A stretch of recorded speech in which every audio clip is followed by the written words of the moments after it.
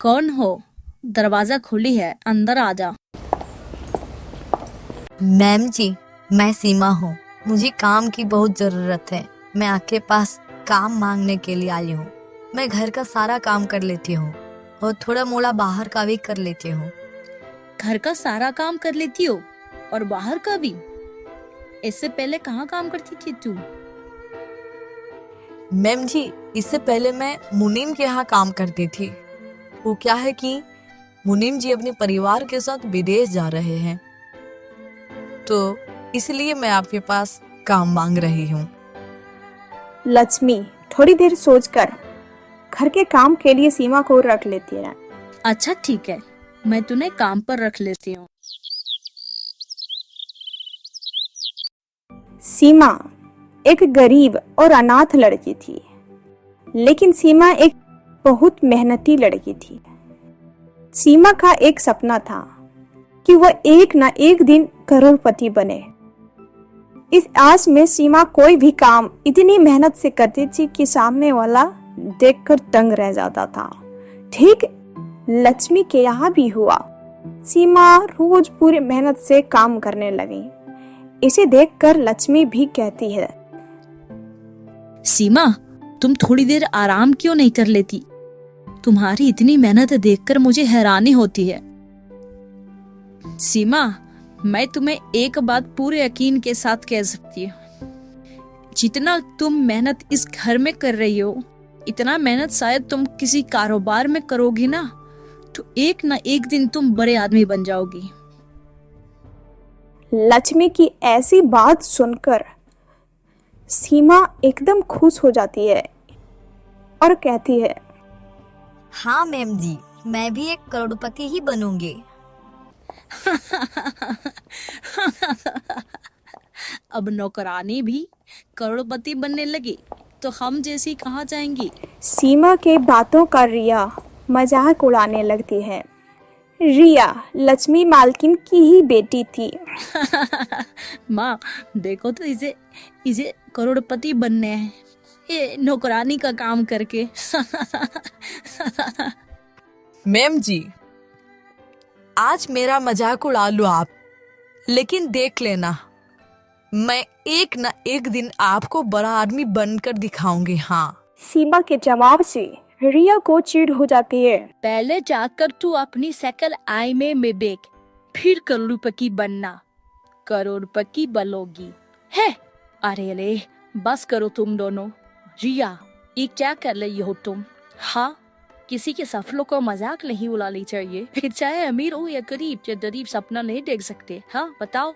माँ, भला मैं कहाँ मना कर रही हूँ इसे सपना देखने के लिए। बस मैं ये कह रही हूँ कि ये गरीब लोग अपनी औकात में सपना देखे। ऐसे सपने जो पूरे ही नहीं हो सकते, उसे देखकर क्या फायदा।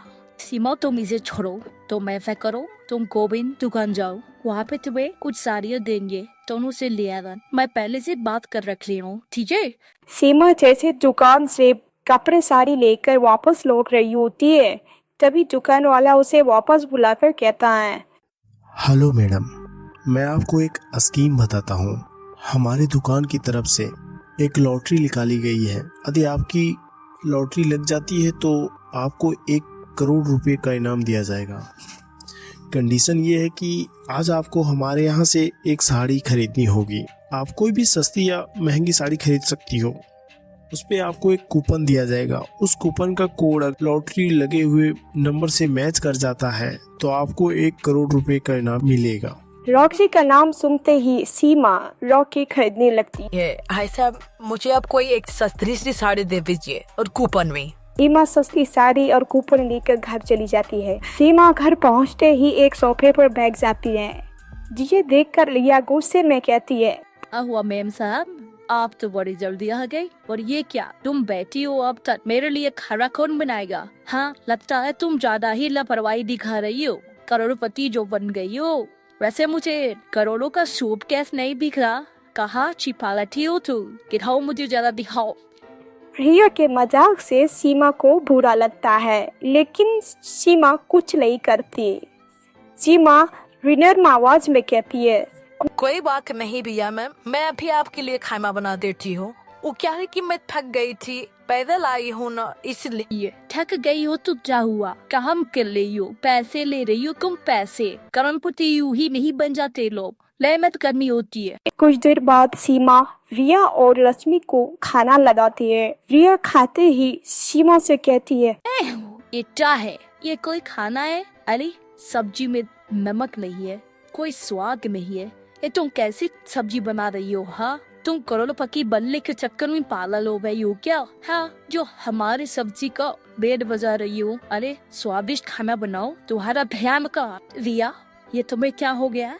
मुझे तो सब्जी पहले जैसे ही लग रही, सब्जी तो ठीक बनी है, तुम क्यों इतने चिड़चिड़ी जी बन जा रही हो? हाँ, अरे तुम्हारा सीमा में क्या बिगाड़ा है कि तुम ऐसे कर रही हो?